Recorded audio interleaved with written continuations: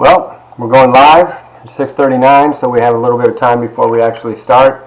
This is Shawn Schwaner, Multi-Ethnicity, and I'm looking forward to hearing from you. Excuse me for misspelling the word class.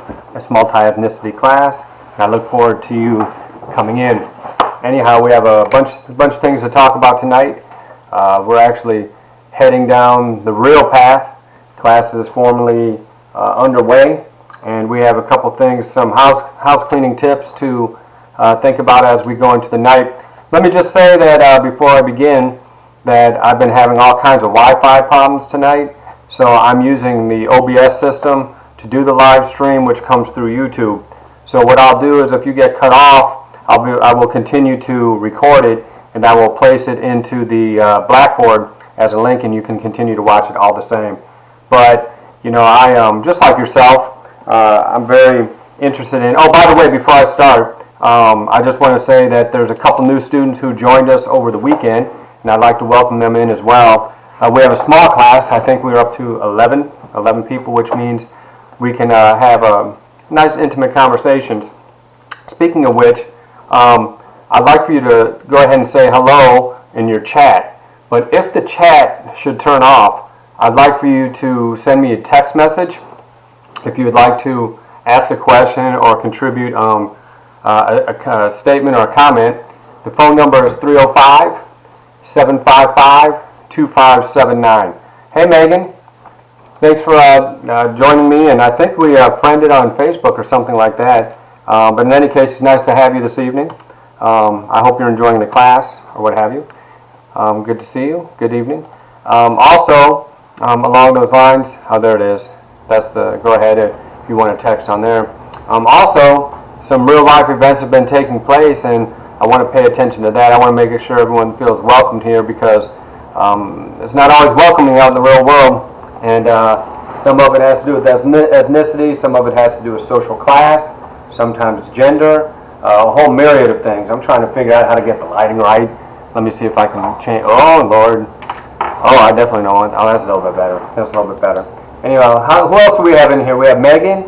Who else is on here tonight? You're welcome, Megan. It's my pleasure. I was going to say that if we cut out, I will continue to record, and then we can place it tonight. I noticed that, and this is not it's not a slam or anything. I noticed that no one submitted their homework for yesterday, which I'll go ahead and take the heat, and I'll take the blame for that. Evidently, there was some kind of breakdown in the communication system, which is fine. But inside that Blackboard, what I'm going to do, well, for those of you who don't have the syllabus, I guess that might be the problem, is that if you go into the course messages, I sent it as an attachment to everyone. So it's already there. Hey, Stephanie, good afternoon. Nice to see you again, Stephanie. So what I'm going to do is I'm going to link in this video. If we get cut off, I'll just keep talking, because it's so distracting to get, yeah. I misspell everything. You see what I did with class up there. What was I saying? So, in any case, I'll put all the links in there that you need for this video, Who Am I, which was a part of what we should have been considering for the class exercise over the weekend, and then the Who Am I lecture, which was last week. And I'd like for you to, if you didn't watch those, go ahead and watch those, because in the Who Am I lecture, the 54-minute one, that's actually the most important day of the whole semester, because that's the one where I get to frame all the social theories that I use to make sense out of issues pertaining to inequality and ethnicity and issues of that type. So let's let a couple more people come in. We have 3 right now, but I'd like to have more before we begin. In any case, how was your weekend? Did anyone have a really nice weekend? Anything special take place? Stephanie, Megan? I'm always itching my nose, and my nose doesn't even itch. I don't know what it is. I guess it's a nervous twitch or something like that. But in any case, oh, by the way, just want you all to know that, oh God, this is ridiculous. Now my eye itches. I just want you all to know that I am having a great time this semester. I'm getting more and more comfortable with the video presentations. But I'd like to meet some of you. And so, as the semester progresses, I would like to maybe Zoom with any of you for about 10 minutes just to introduce ourselves and to discuss your upcoming assignments. Okay, nice.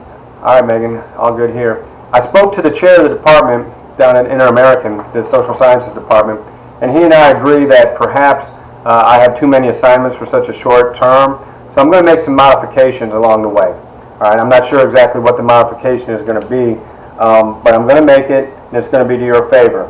But I will say this, is that the assignment that was due yesterday, which was Sunday the 7th, I'm going to give you the full permission to submit it tomorrow as an attachment to a course message. All right. If you don't use the course message, I will permit you to send it as an attachment to my HopeWorks email, which is this, Shawn.hopeworks@gmail.com. So as long as you send it as an attachment, I'm not going to penalize anybody for being late or what have you, because obviously the way I look at things, if you look at that, who am I look at situations as structural, right? Which means that somewhere the patterns that underlie our behavior somehow got broken. And I don't know if it was a communication breakdown, I don't know if it was a structural breakdown, maybe you all work full time, but I imagine that. Good question. It's just like Megan, her question was, how do I attach it to the course message? Well, if you go into Course Messenger, which I'm not sure how you do it compared to how I do it, into messages, and let's just say you're going to send me an email. You send me an email just like any other email, and you put in the subject line, you put in multi-ethnicity, the 5 most important issues pertaining to ethnicity, right? And then you just send it in as an attachment like you would an email. It's the same. And if you can't figure out how to do it within Blackboard, you can send it to my Shawn.hopeworks@gmail.com as an attachment, and I'll accept it that way too. You know, I'm getting better at technology, but I haven't figured out how to do all the Blackboard stuff. Usually when we teach a class, the class is already set up and we manage it. But it's been so long since I've actually set up drop boxes and set up all the point systems and all that kind of stuff that it's just as easy for me to go ahead and have you do it as an attachment. And then I'll go ahead and record it in my grade book, and then I'll give you feedback along the way. Now, I do have to say that right now I'm writing that book. For example, yesterday, okay, you can email me, and Megan, if it doesn't work, remember, you can always text me because I will respond to text message. I did take yesterday off. I took yesterday off for the fact that, I misspell everything, you don't have to worry about that.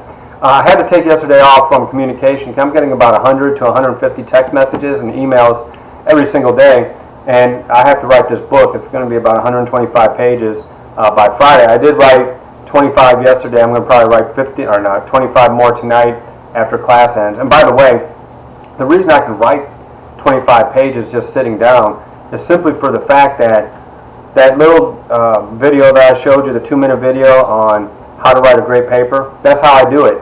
I can come up with an idea, I brainstorm it, I throw it down, I connect it, I diagram it, I outline it. When I get done, the outline will write the paper for me.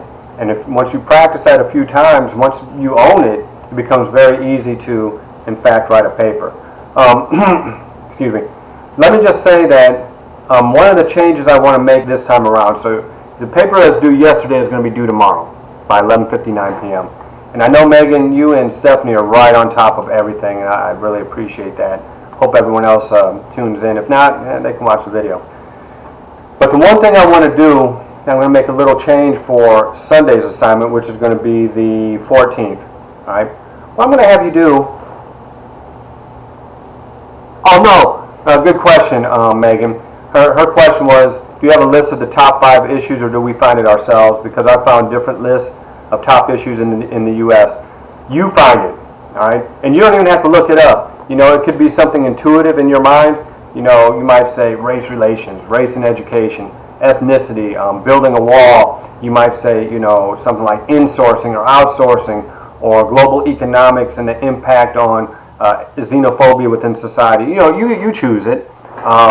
It could be whatever you think is the most important 5. It could be the history of, you know, exploitation of minority workers. It could be, you know, whatever. It could be, you know, allowing illegal immigrants to work, knowingly work in, you know, industries that require low skills and actually less than minimum wage. I mean, those are pretty big issues.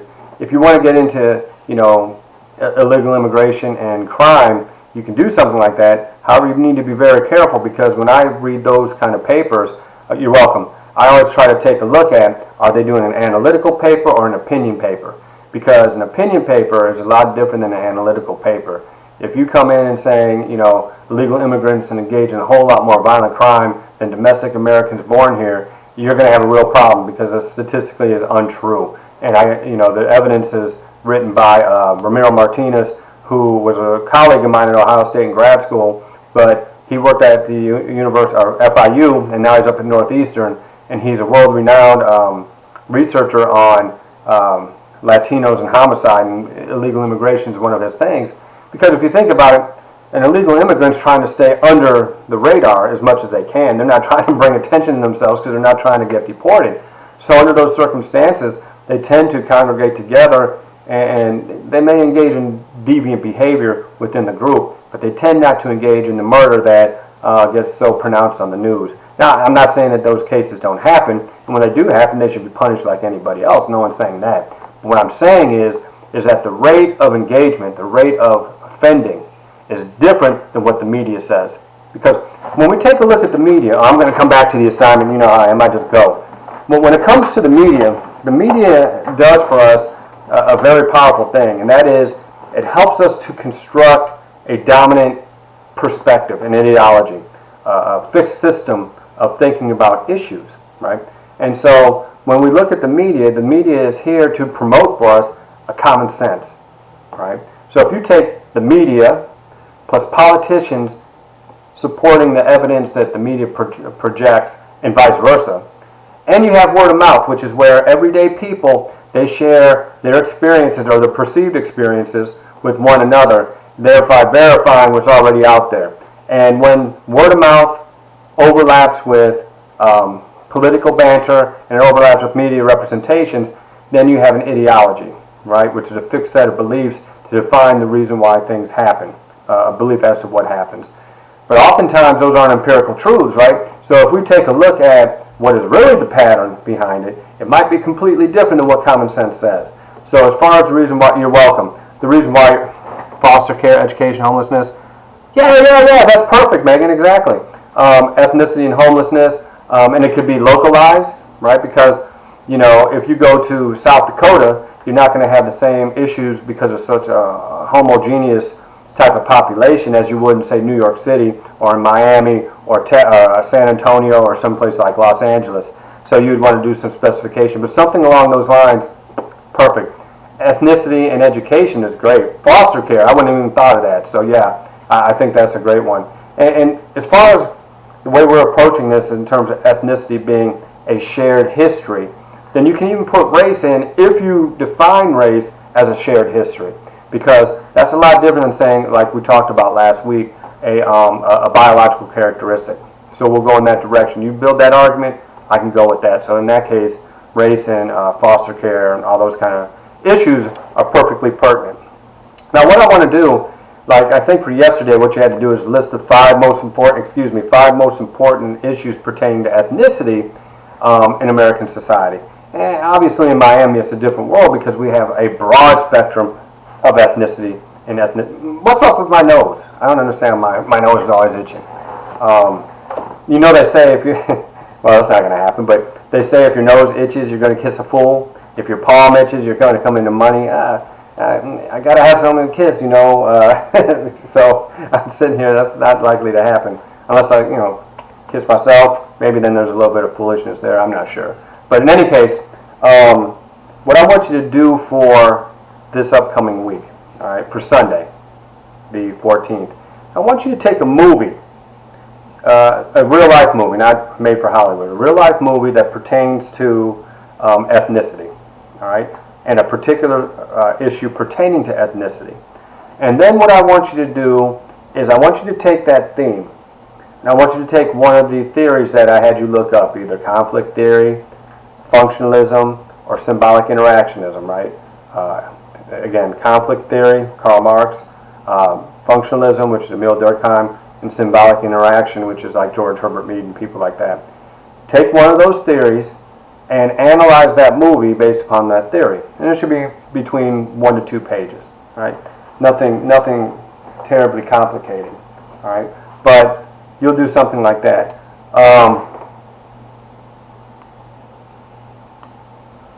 Okay, Megan, that's another great question. As far as sources for this particular assignment, I don't want to put it on video, if I say, Wikipedia. But Wikipedia will give you a thumbnail. And within that thumbnail, at the bottom, there are references. What I'd have you do is go ahead and click on a couple of those references and read through the abstracts. And maybe if one of them really catches your eye, you just go ahead and read through the whole thing, right? So there aren't really any restrictions on this particular one. APA style is nice, double-spaced, all the title and references, all that's fine. But what I'm more interested in at this point, okay, God, I'm going to put this on video. I hope my boss doesn't watch this. All right, I'm not for plagiarism. Right? I want everyone to have their original thought. But when we're talking about APA formatting, when we're talking about citations and getting all that stuff right, that's important. However, in my opinion, the way I look at it is I want your content to be right. I want you to demonstrate to me some original thought. I want you to organize your ideas. And I want it to be, and I want you to use that, you're welcome, that structure where you have a introduction and you put it in bold, write it right into the paper. Introduction, write your introduction. Background to the topic. What are the trends? What's the history of the topic? What does the literature say about that particular topic? Whatever angle you take as a background is fine, but that's framing. That's going to frame the rest of your paper, right? Then your theory, conflict theory, functionalism, or is it symbolic interaction? Write your little section, put the word theory on there. Then you're going to have data. What kind of data are you going to have to support or refute the theory? Then your analysis, put the analysis section there. And what you do with the analysis is you use that data to tie back and discuss the theory as it applies to your topic. Then finally you draw conclusions. In this particular paper, it should be about 2 pages long. And if you do that, you're going to be in magnificent shape. All right, so, and I see that it looks like it's you, me, and you, Megan, and Stephanie, and myself. I see 2 viewers, and I guess it's just the 3 of us, which I'm perfectly okay with. All right, and it can be the 3 of us. Now, as I take a look at common sense, right, and where it's derived from, we can see common sense in everyday life. Common sense, what it's used for, the function of common sense is to allow us to adapt to familiar environments. An environment in which we already know the expectations and we know what the guiding rules and regulations are, the norms. So the reason we use common sense is so we can fit in, right? And what we find is that so often our common sense is a reflection of our word of mouth, which is our experience. Yes, that's right, Megan. You're going to use in the second paper an example from the movie to explain the issue. Exactly. And then you're going to build around it. One thing you don't do, now that we're talking about that, and I'm going to come back to common sense here in a second. One thing you don't do is don't start your paper talking about the movie and don't talk about the scene. Go back and watch that little video again and see how I wrote the conceptual introduction for a paper, right? So what I want is a conceptual introduction. You might want to say something like this, all right? You might want to say something like this. And this would be perfectly acceptable. I can't think of the author. Let's just say, you're welcome. Marx argued that the method of entrance into society will impact life chances for future generations. Period. Subsequently, comma, those who entered a society voluntarily tend to have better life chances than those who are coerced or those who enter involuntarily. Period. And you'll talk about those later. The distribution of, and let's say you were going to talk about, educational inequality. All right? Those who entered into society through coerced mechanisms tend to have lower aggregate levels of education than those who come in voluntarily. And the ones who would be in the middle came in involuntarily. And then you're going to define what that is. Because voluntary entry into a society means you came on your own volition. You wanted to come, or you were recruited to come. And if that's the reason you came, then it's very likely that you're going to find it very easy to assimilate into society. All right? But if you came in involuntarily, which is different, you come in because the conditions in your home country are so bad that you leave the home country to come here so that you can salvage and have a decent way of life. For example, with the uproar in Venezuela right now, people are coming here because of the turmoil there. Or you go back to the Vietnam War, or you go back to Laos, and you go back to, it doesn't matter. Conditions are so bad at times. Or some persons who come from depressed areas of Mexico, they want to come here so that they can make money to send money back. It's not that they necessarily want to come here, but it provides them with an opportunity. So it's not voluntary, it's involuntary, but it's a choice that is made to get away from those conditions. Versus coerce, right? Coerce are people who were forced to enter into society. So, for example, in the United States, there are two groups that were coerced: African Americans and Native Americans.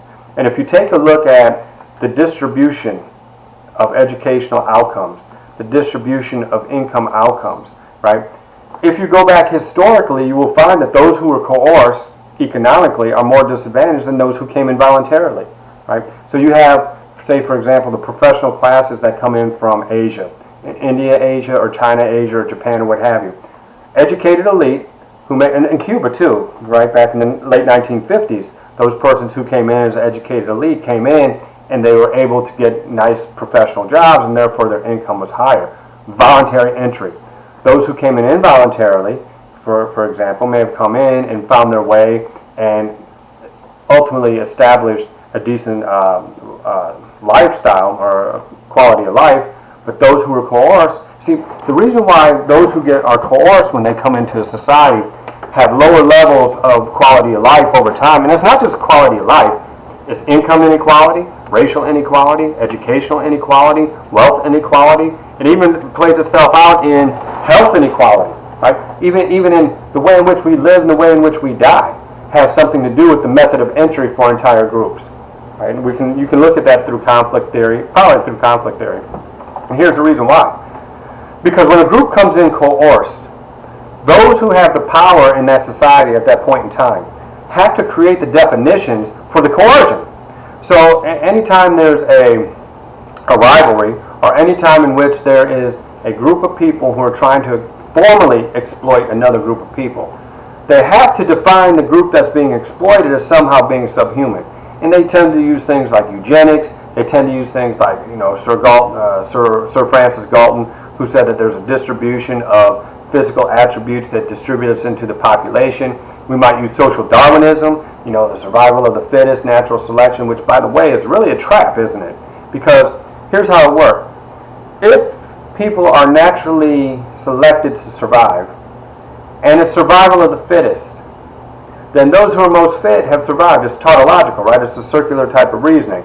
So therefore, those who are poor, those who end up on the bottom levels, since they all have access to education, they weren't fit enough to rise up. So their natural selection is to be there. Now, when you add in things, the third component of social Darwinism is progression, right? There's always this assumption that we go from lower forms to higher forms in a linear progression, from less civilized to more civilized, from primitive to civilized.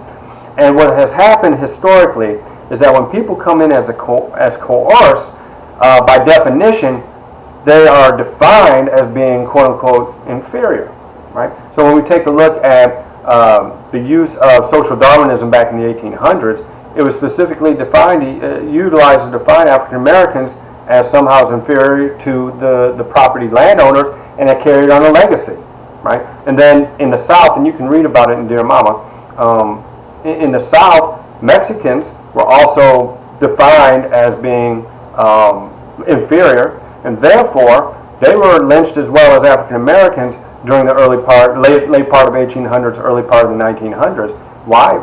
Because the stereotype said that this group was more of a threat. So what we do is, as a group who have power, is we define those who have less power as a threat. And then we create the stereotypes and the controlling images that confirm that it's a threat. and then we allow politicians and we allow the media to double amplify the threat. It's called the dramatization of evil. So once you create an evil designation and you dramatize it, right? And there's another thing called status degradation ceremonies.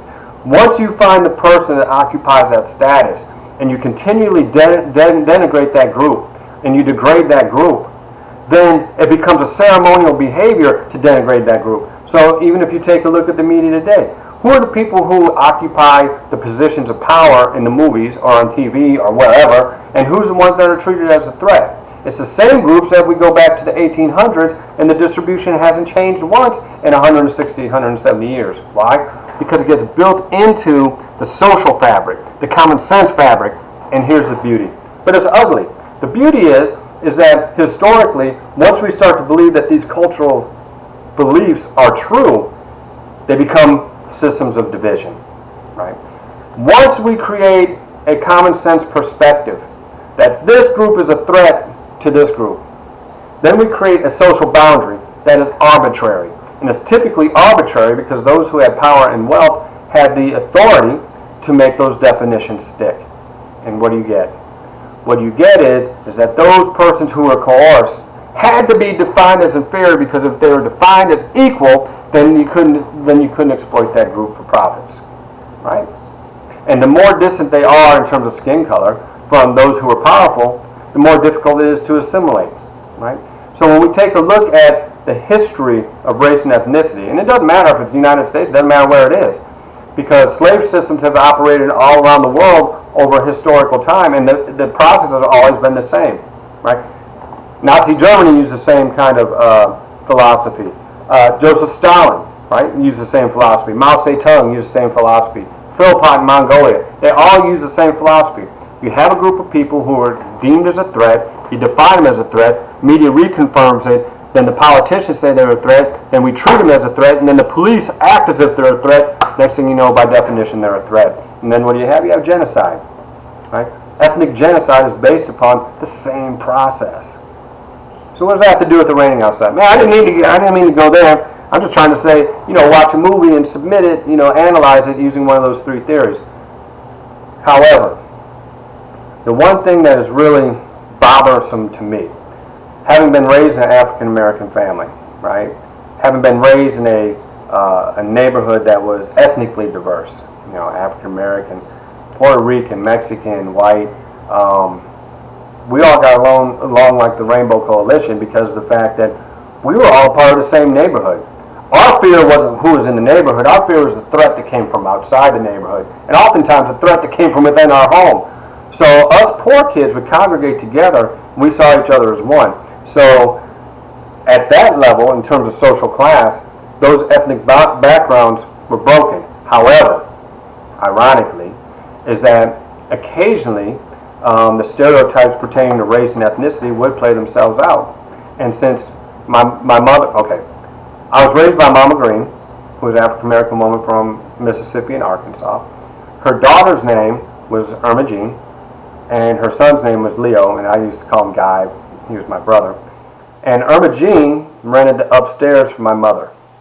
And when she first moved in, even though us kids played together, when we first moved into that house in I think it was 68. Oh, jeez, so old. So we moved in 1968. The neighborhood immediately took up a petition to have Irma Jean removed from the neighborhood.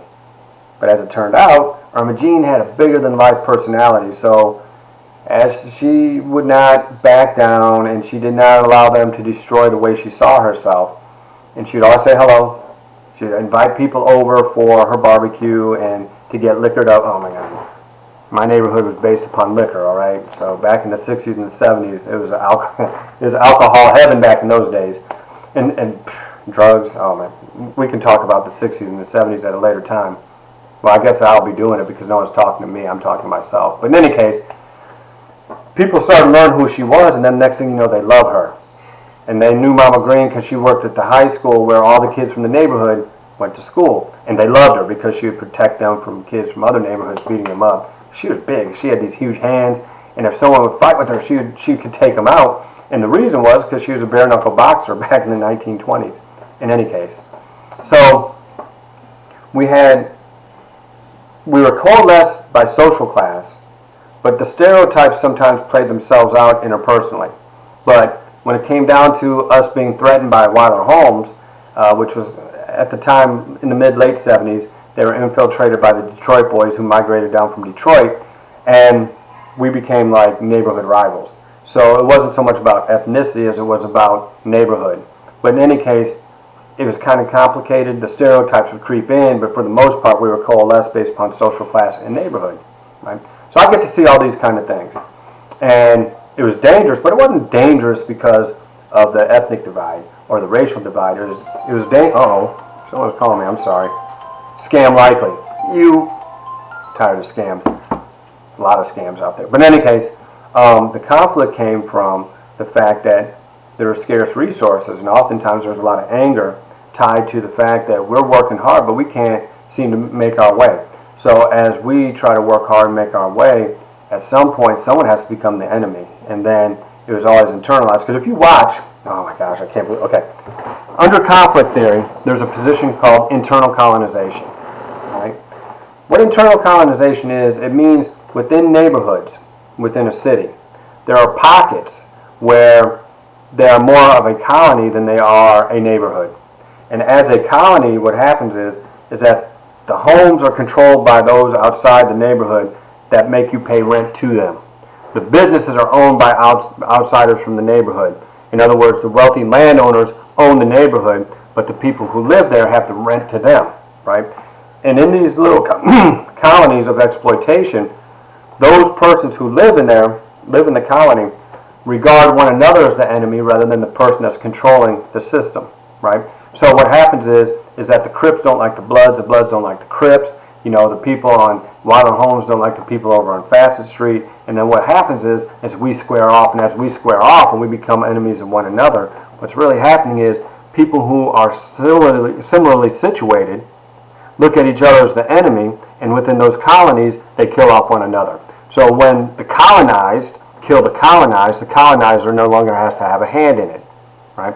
So when you build that kind of system, right, you'll see that ethnicity becomes a stereotypical perspective, but when it becomes internalized as a controlling image, and we as a control believe that these images are true, and I see a brother like myself as the enemy rather than as someone who is like me, then all of a sudden something magical happens, and that is we see each other as enemy and the target of our own aggression. Which some people say internal colonization in the mind is based upon this idea that us who are internally colonized physically within a community, we internalize it in our mind and we become colonized here. And we believe those stereotypes are real, such that our greatest enemy is actually the person that is most like us, which is a dynamic part of violent crime in America. So what does that have to do with anything? So what that has to do with this. Yesterday, I was on the bus. You know, I don't have a car, I ride the bus. And I noticed that there was racial antagonism on the bus, and there was a man who said, you know what, I'm trying to sue America, who's going to sign this petition? You know, everyone's like, yeah, whatever. And of course, he identified me, are you going to sign it? And, you know, some things were said. And next thing you know, some guy in the back said, man, why don't you sit down, this kind of thing, it's ridiculous. He said, I have the right to protest my exploitation, and I want some people to sign, and other people are saying, hey, there's other ways to do it, and things are getting stirred up, and then they're back there getting ready to square off and fight. The guy goes, why don't you get off the bus with me? We'll get off on this stop over here on, what is it, US 1 and, 252nd Street down in Homestead. He's like, yeah, man, I'll get off with it. And, you know, they're going at it back and forth. Now they're enemies of one another, even though they occupy the same structural space in the system, right? So if we take a look at that Who Am I little video, where you have economics here, politics here, education, family, media institution, right? Shaping the opportunity structure, shaping the networks, shaping our small groups. What we find is that institutional structure creates the conditions, the context in which people interact, right? And when you throw in culture into that mix, the belief system that justifies the structure, then what you have is division within the community itself. So I'm watching these two guys get ready to square off, and I'm looking at them, I'm like, they probably live within 10 blocks of each other. They probably have relatively the same income. probably similar types of education, etc. But they're looking at each other as an enemy when in fact they should not be enemies at all because they share the same social position. I'm thinking about it like this. I'm doing my Shigaraki from My Hero Academia. I'm thinking about my kids and I'm watching and I go do my thing and I get back on the bus and we're heading north and the next thing you know, this one guy, I think he was Hispanic, he's in an argument with a lady who has a baby and they're about ready to square off. And I'm like, I've ridden the bus for years. I've only seen one strange situation of that type in 7 years. Then I see it twice. And I go to the bus stop. I'm seeing it at the bus stop. And I see it with people talking. And my printer's talking to me. I don't know what's going on in here. But anyhow, I'm starting to see us come apart at the fray. Right? In these margins, with these protests around the United States, right? Yesterday, there were 650 protests in 650 cities, right? And I'm looking, and I'm watching how the media portrays it. The media portrays it as riots, sometimes protests, but what if they regard it as a rebellion or a revolution, right? If they called it a rebellion or a revolution, then that would certainly paint the picture that there's some rationality behind this. It would say that historically this group of people, and we're talking about African Americans in this particular instance, has a shared history. And that shared history culminates when it is clear, and I've seen the video, I thought it was pretty clear that it was homicide, right? It was horrible. I mean, it was injustifiable. And so I take a look at it and I say, okay, I see this. The protests come from the shared history of these persons who have been prosecuted, what have you, wrongly. Now, there's a lot of empirical questions involved with police brutality, excessive force, and the numbers are really much more complicated than what is portrayed. But in this instance, it reinforced the history of experience. So when persons come out and protest, they're protesting a history of experience. So we might say it's rioting, and if we say it's rioting, then what that means is people have lost emotional control and they're going to engage in chaos, right? Versus saying it's a rebellion. If it's a rebellion, then it's shared history acting out. The wording is going to influence the way in which we use our common sense to define what we see. Now, what I see is conflict. My friend, a former student of mine, as a matter of fact, from Sullivan University up in Louisville, Kentucky, he had 3 of his cousins get murdered last week. They're all African-American men. They all got murdered during the protests in Louisville, Kentucky by other African-American men. And he's broken. He's distraught. So we take a look at this, and we see the complication in the overlap between history, structure, culture, and the reinforcement of stereotypes through the media. Right? It becomes really complicated because when you have a system, a historical system, that looks at such expression as a riot, right? As something that is, what did I say? Not thought out. And then you threaten to bring in the military. And look, it's not just Trump, okay? This is a historical thing that's happened in other countries, it's happened here. But he did, in fact, say, you know what, we're going to bury this by using military force. But what that does is it reinforces this idea that it is an out of control, and it is. I mean, there's threat. There's definitely threat there. But what it signifies is enemies of the state, right? And so let's take a look at enemy of the state. When we take a look at ethnicity, right, historically, we're talking about method of entrance and these type of issues, right? When we take a look at the history of social control, the history is right there. All we're doing is reproducing a history that goes all the way back to the 1830s. And what do I mean by that? When the first police force in the United States was created under the Sir Robert Peel model in England, right in Boston, Philadelphia, New York. If you recall, the Irish, what is my printer doing? It's talking to me. So, when the Irish come to America, you got to remember they came in involuntarily. They had the Great Potato Famine taking place back in Ireland, And what happened was the men moved to the United States, the women were left behind, so the men came here to try to find a job. But where they moved? They moved into Boston, downtown. They moved into downtown New York and downtown Philadelphia. Well, the jobs that were available, the people who already lived there weren't trying to give up their jobs.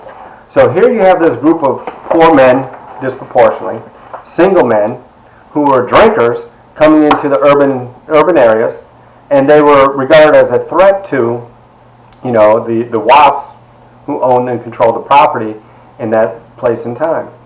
And because they were younger, they created what is called a bachelor subculture. And with the bachelor subculture, you have drinking, prostitution, gambling. You have a whole lot of masculine bravado.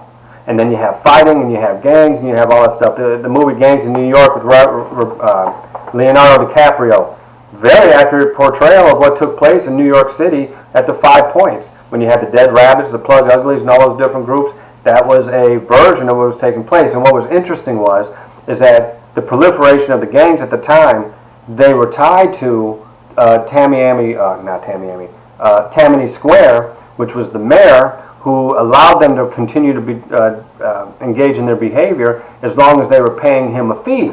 So the above ground had to be tied to the below ground for all the illicit behavior to take place. But at the same time, because the Irish were regarded as a threat to stability, the police were created. So the modern day police force was created in Boston to do what? Was to control the Irish, who were a threat to the system, right? So when we take a look at the police, the question becomes one of a theoretical position. There are 3 theories that we're going to predominantly use in this class. Conflict theory. Conflict theory makes the argument that the haves, the wealthy, own and control the social institutions and control and exploit the have-nots. In other words, the capitalist class that owns the mode of production, their interest is to control the proletariat so that the proletariat has to sell their wages at a depressed price so that the profits can be made for the capitalist class, right? And anybody who becomes a threat to that wage system becomes a threat to the economy. So therefore, the behavior that the Irish were engaging in New York City was a threat to the economic stability of New York and Boston. Now, it's the same now, right? So if we take a look at the looting, those who have power are saying, look, man, they're tearing down the businesses, which I'm not justifying that as correct. That's not what I'm saying. But what I am saying is once it starts to hit the businesses, those who have wealth, they're going to want to squelch it. And if they have to do it with military might, they will do it. Why? It's historically based. So when the police department was created in the 1830s, they created a thing called the paddy wagon. And paddy being a derogatory term for those who are Irish. So we round up the Irish, we throw them in the wagon to take them to jail. To do what? To control them. Now, are you sitting back fearful of the Irish and their revolts? In the year 2020, are we really, almost 200 years later, are we really trying to control the Irish? Or have they assimilated into society? Greater assimilation, right? Because they have had a similarity to the dominant group in terms of like race and ethnicity, but they also came in voluntarily, not coerced. So over time, they were able to assimilate into the workforce. And with that assimilation, rates of crime went down, quality of life went up, and now you cannot detect a person who is a threat because they're Irish, right? Because history has allowed it to be changed. But if you take a look at why did the police come into existence, it was to control an ethnic group that was regarded as a threat. Oh, what's up, Boone? Oh my God, I can't believe that. Okay, I have to sidetrack for a second, everybody. Megan and Stephanie, my buddy Boonie just got on here. Okay, let me just step back. Boone, this guy right here is Daniel Boening. He's been my best friend since we were 5 or 6 years old. We grew up together on the east side of Toledo. And this guy right here was undoubtedly the best baseball pitcher I've ever seen in my lifetime. He could throw a left-handed fastball about 92. He had a curveball that would break about 5 or 6 feet. He could throw a screwball, a rise ball, a drop ball. And we've been best friends now since 71, 72. As a matter of fact, Boonie, who's chilling at work right now, he actually was, as my best friend, he used to spend a lot of time with me over at Mama Green's. And the one beautiful thing that he could speak to, I'm sure, about Mama Green is that Mama Green didn't see race. She didn't see color. She saw, are you respectable? Are you trustworthy? She saw people, not hate. Am I right, Boone? So what she would look at is, what is the character of the person? And that's what I was taught. Never hate, never judge. Right? So we move on from the Irish, and we head into the control of the Germans in the late the late 1800s. Then the control of the Italians, right? And we take a look at at the same time, during the slave period, there were also the slave police who were hired to make sure that the slaves didn't try to revolt, and make sure that if they tried to escape, that you had a police force that was specifically designed to control that population. Oh, going back to Mama Green, she was pure love. But I'll tell you what, man. Could she cook? Hey, Boonie, could she cook? I'll wait for that, man. I'll tell you what. If you want some food, now this is an ethnicity thing, because Mama Green, she only cooked pure soul food from the South. So all I grew up with was soul food, and now it's regarded as, unhealthy or whatever. But let me tell you what. I don't eat fried chicken to this day. I won't eat it because it's not Mama Green's fried chicken. Her barbecue sauce, forget about it. She used to make home brew. She used to make homemade wine. She used to make elderberry wine. She made everything. So, and if you read his comments, he had Mama Green also, no matter where she went, she always had a switchblade on her named Lady May, and she always had her gun with her, which was named Black Beauty. And Black Beauty was the enforcer of the neighborhood. We never had to worry about being attacked. As a matter of fact, one time Boonie was with me. We were dragged. Mama Green, she's about 65. Well, no, at this time she was about 70. And she used to have a Dodge Palora, and she would drag race from her house to Rossford. And while we were drag racing, the guy beat her. There's a long curve, and he beat her. She pulled out her switchblade, tapped it on the window, and she said some prolific words and said, MNF'er, if you ever do that again, come meet Lady May. And we're sitting in the front seat and what did we just witness? But she was a colorful person, but she's also the same person that she took Boonie in just like her own. She took in this guy named Jerry as her own. So the reason it's important to discuss is this. When we think that differences based upon race and ethnicity are inherently real in and of themselves, because of what we've heard, what we've been told by the media, what we've been told by politicians, what our parents, what our friends have told us, what we're really doing is missing out on the opportunity, because there's such richness across these ethnic lines that one thing I learned from her, and I'm sure Boonie did too, and a lot of the kids on our baseball team, we learned that you can love across race and class lines. As a matter of fact, when you do love others across race and class lines, you can create peace. And what we're seeing right now, I believe, is a media manufactured injustice, right? And the reason is why? Because if you create injustice in front of your eyes, you generate those ratings. And when you divide people within a society over things that may or may not be true, and it's your job, not mine, your job is to find empirical evidence to support or refute whatever it is you believe. All right? So, when we have these divisions, it is your job to look beyond what is on the surface. Because the thing about Mama Green, look, she raised me. She didn't have to raise me. My mother should have been able to raise me herself, right? It was her fault. She was pregnant to my father, who was he was a pianist. He had bipolar disorder. He was actually friends with Stevie Wonder. If you go back and look up the song Ma Cherie Amour by Stevie Wonder back in 1976, he wrote that song for him.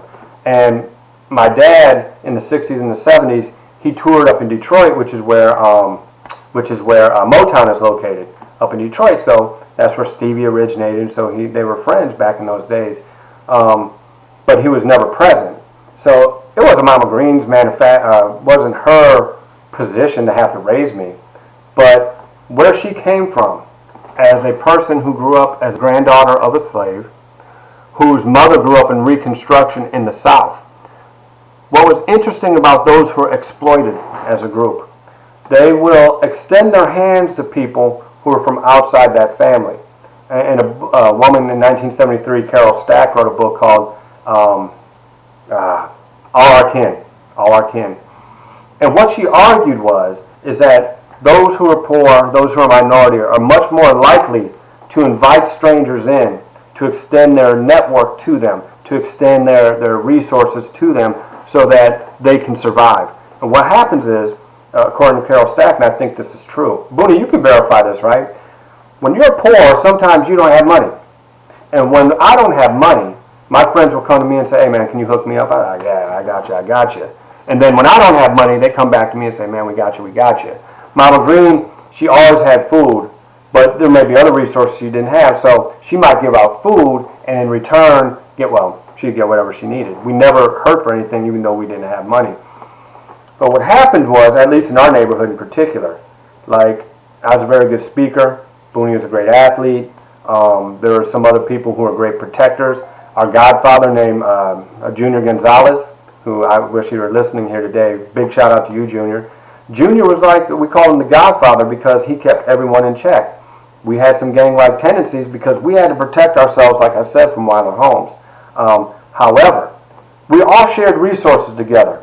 If you had this talent, you shared it. If you had this talent, you shared it.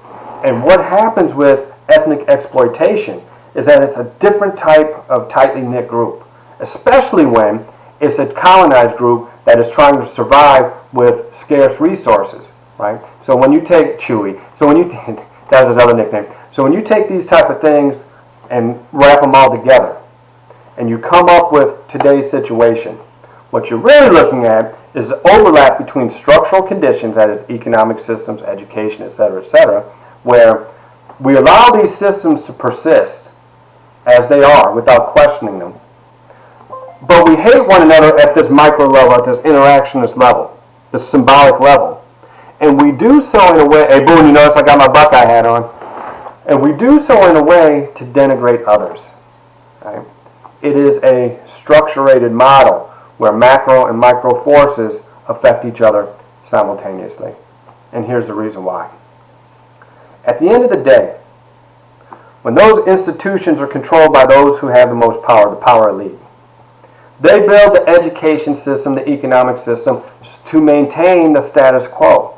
So that when you go to school, you're taught to take a freaking multiple choice test. Are you serious? So you're going to take a test to see how well you can match my brain? Well, you can't match my brain. If you wrote a test from your brain, I couldn't match yours either. Right? So what we do is we construct this education system based upon multiple choice so that we can figure out what the fixed answer is. But while we're doing that, while we're learning how to be a conformist to a system that we never created, where ethnicity is regarded as something that is real, when in fact the shared history is real, but the definitions that we give to it are socially constructed. That's your symbolic interactionism. So here's what you have. When you have all these things going on, it limits life opportunities. Our job, my job, look, I can give you a textbook and have you memorize all the terms. I can give you all the terms. Assimilation, all these different types of things, segregation, de facto segregation, de jure segregation.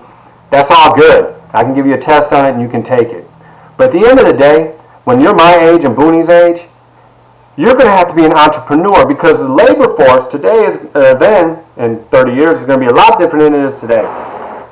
If we're teaching you how to think like me instead of think like yourself, your ability to adapt to the changing environment is going to be very low. So if you can't ask critical questions of the things that are in front of you, then you're easily exploitable. And here's what happens.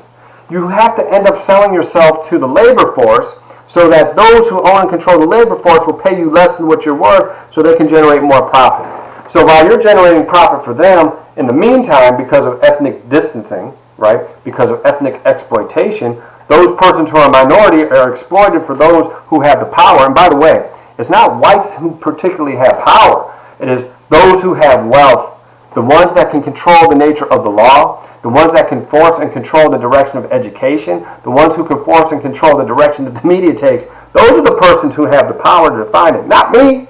I don't have that kind of power. All I can do is say, hey, be a critical thinker. Now watch this. Now watch this. If you become a critical thinker and you design your education like this, when you take a class, if you make that class relevant to what you want to have happen in your life, right? It's good to know all these different things. You should know biology and math. I think we overextend that we shouldn't like math, but let me tell you what, math is beautiful because if you learn how to invest your money, if you learn how to get your life insurance and build your financial house, which is a mathematical house, You will have financial independence where other people can't dictate to you how you should behave, where you should behave, and how you have to sell yourself into the system.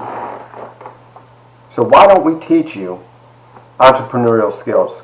If we're worried about violent crime, for real, why aren't we teaching you conflict management skills from kindergarten all the way through until you graduate? Why isn't that a part of the curriculum, right? Why aren't the ideas of building your own business, building your own team, not just building your team with people who are similar-minded, who believe in you, that you believe in, and teaching us to have the strength and the veracity to kick those people off that can't stand on our team? Why aren't we taught that? Why? Because we need you to be sellable. And if we can take these arbitrary distinctions on ethnicity and race and social class and gender and sexuality, and we can take all these things and divide us, the more divided we become, the easier it is to exploit us. So multi-ethnicity really has a lot to do with how we define boundaries between groups. That's some heavy stuff, baby. If we say that it is designed to benefit the wealthy at the hands of the poor or the working class, that's your conflict perspective. That's what that is. It's conflict theory based upon Karl Marx. If, however, we make the assumption that we create these rules and we have policing in place so that we can maintain stability and order in society, then we say it's functional for society. And we can also say that when we have rebellion, or riots or whatever it is, if it shows us where on the margins things are breaking down, then we know we can reevaluate the institutions to create stability. If you believe that it is positive, not positive in the sense that people die, but positive in the sense that it clarifies moral boundaries and the things that we need to fix so that we can bring things back into homeostasis, in other words, stability. If we believe that, then we're functionalists. However, if we believe it's all symbolic and that it just represents systems of stereotypes, then we're symbolic interactionists, right? Because symbolic interactionists are saying essentially that you and I create the world based upon symbolic interaction. In other words, we take symbols, we take norms, and we act as if they're real. And what we do is we negotiate their reality so that we can have some kind of cooperation so that we can maintain stability in everyday life.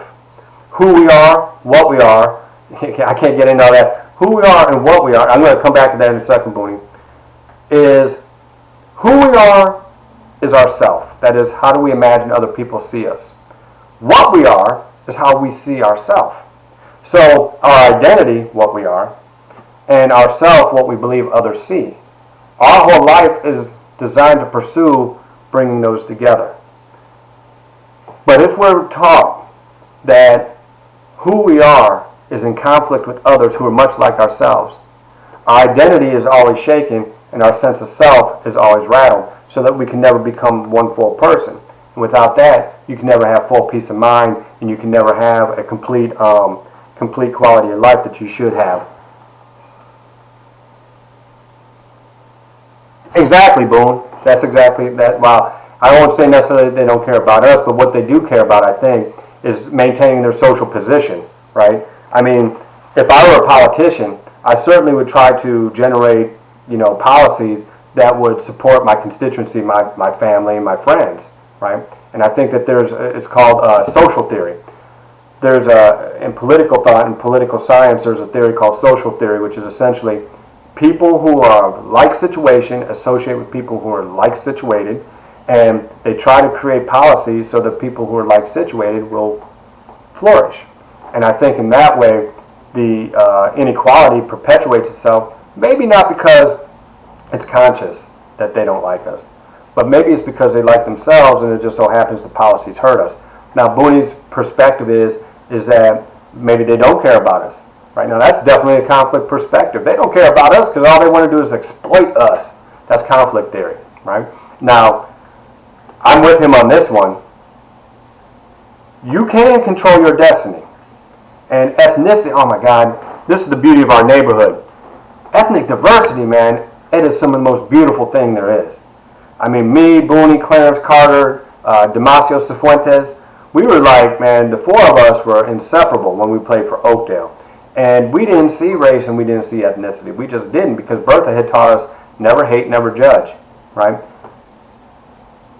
If you build your team with people who respect you and love you and raise you up.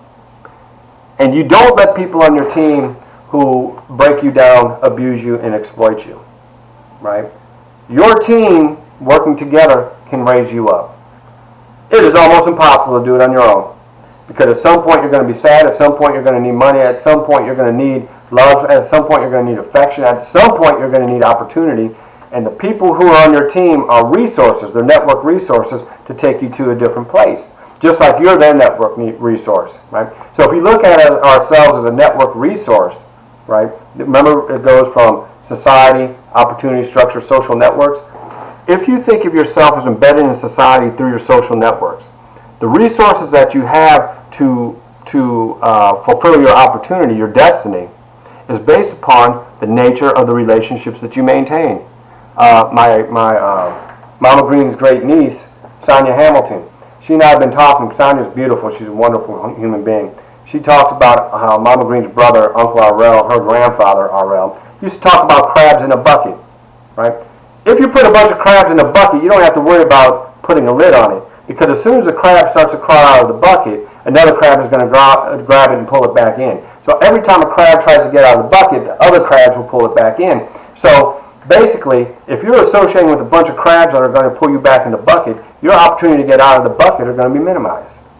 So your job is, even especially across ethnic lines, your job is to bring into association those persons who respect you, those persons who love you, and those persons who are going to hold you up. You do that enough times in enough consecutive days, you won't have to be exploited by other people, because you can create your own path. You can create your own business. You can create your own company. You can match your skills, your passions, and your talents to what is available in structural terms, and live every dream that you have.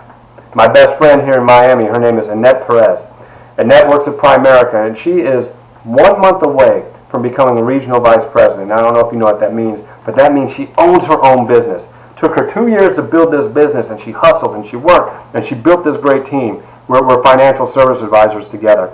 And now she's living on the cusp of her dream. And you want to know why? Because she built her teams with people who loved her, people who respected her, and people who shared a vision. Now she's going to live her dream, right? Is that good for me? Yeah, it's good for me. Because now all of a sudden, across this ethnic line, we are partners, we're brothers, we're brother, sister, we're best friends. And so now she has a resource to help me to get to RVP. You see, when we work as a team out of love, and we have hope as our base to build from, these stereotypes and controlling images tied to race and ethnicity, class and gender and sexual preference and country of origin lose their meaning. But as long as they have their meaning, they're designed to prevent individuals like yourself from obtaining the destiny that you deserve. I think this is all very complex. You know what? It's a little bit hot in my little studio here. But I'm going to go ahead and go with Boonie on this one. If we can stand together, if we can share together, our voices can be heard. And we can break down the boundaries, the common sense boundaries that separate us and keep us apart. We do that, we always have the opportunity to live in a better world. Let me go back to the assignment that's due Sunday. All I want you to do is watch a movie that has to do with race and ethnicity. All right? Then I want you to take the theory that you think is most interesting, because you're supposed to look it up already, and it's either conflict theory, functionalist theory, or symbolic interaction, and apply that to the movie. Megan, I believe it was. I think it was Megan. You're not going to describe the whole movie, but you're going to describe. Well, wait, let me rephrase that. You're going to analyze a component of the movie.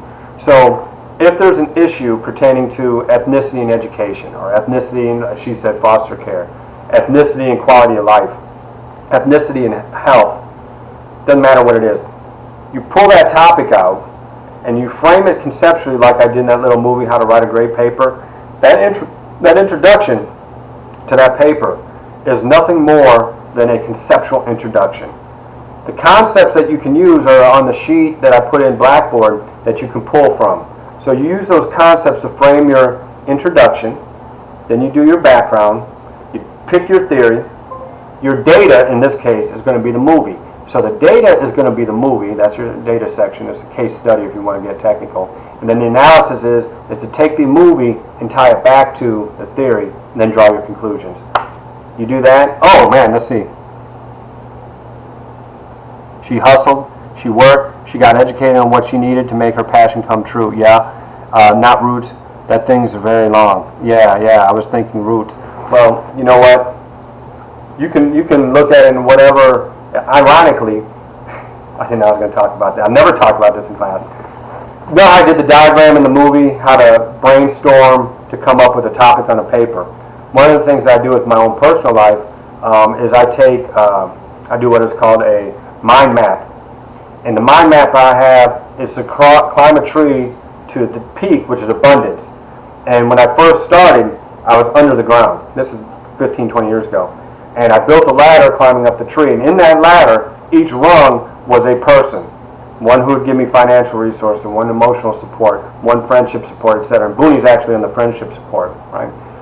But it was interesting that I drew a tree where the roots held up my pursuit of abundance. You know, and I don't mean to get all preachy, but I'm going to get preachy for just a second.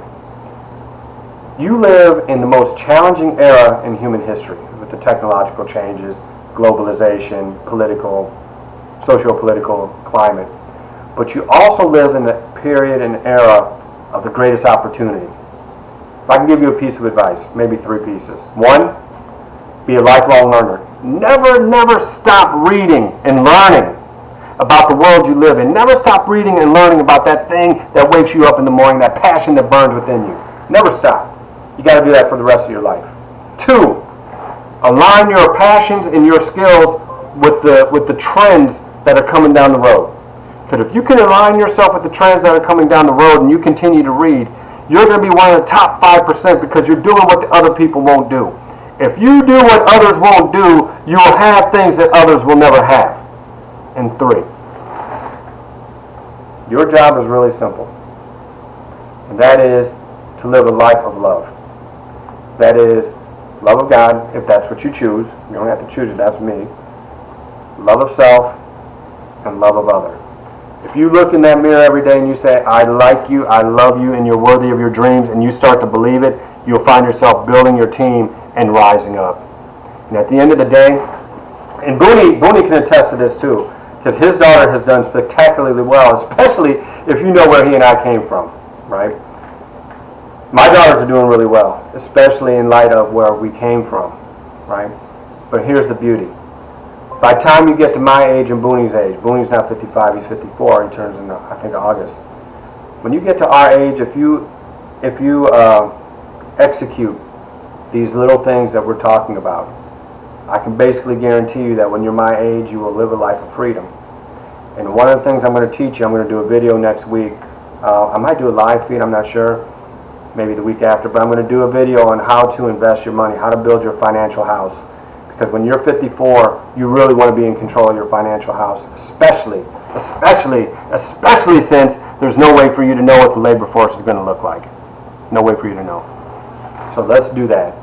Let's look at boundaries as something that we can address, understand, eliminate, because that conflict is unnecessary. When, like C. Wright Mills says, we're more similar than we are different, because social problems are forced upon us where our own personal ills, our own personal feelings are actually shaped by external forces. Therefore, your personal ills are very similar to my personal ills. They're externally shaped as from social problems. And at the end, I want you to live a life of fulfillment. I want every one of my students to be one of the top 5%ers. It takes effort, it takes desire, and it takes that critical questioning mind. If you do that every day, it was Mama Green and Irma Jean, for sure. Okay. Sorry, Megan. Mama Green told me, real simple, never hate and never judge. And never judge unless you walked in the shoes of another man, and you, my boy, my baby, have never walked in the shoes of another human being. And Boonie will know that, and Boonie knows this for a fact. I don't hate. I don't see any of these differences. I've never been able to, because she taught me. Never hate, never judge. unless you've walked in the shoes of another, and you have never walked in the shoes of another. It's very powerful. And I think that if we learn how to socialize our kids to see from that perspective, we can start to address some of these issues that plague us in this particular day. What you mean, Boone?